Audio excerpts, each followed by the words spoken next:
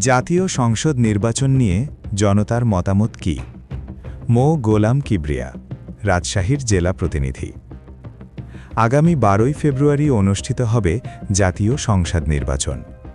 এই নির্বাচন ঘিরেই তৈরি হয়েছে একটা উৎসবমুখর পরিবেশ।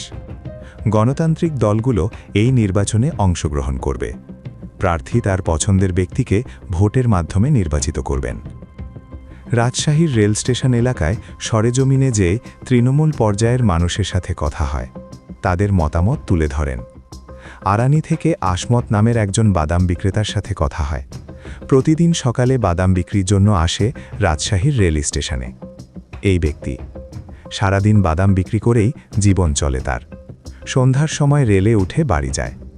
আসমতের কথা, আমরা একটা অবাধ সুষ্ঠু নির্বাচন চাই, গণতন্ত্র বিজয় দেখতে চাই, আর কোনো স্বৈরাচার যেন আমাদের দেশে না আসে।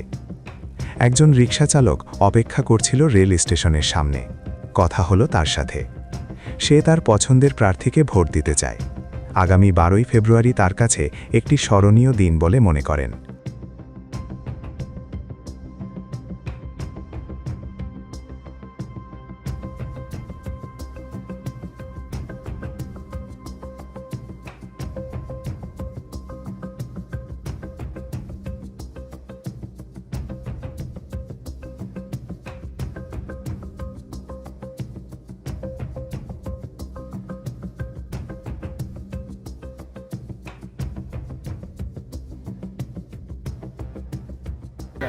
আপনার এলাকায় পছন্দের প্রার্থীকে আপনি ভোট দিবেন।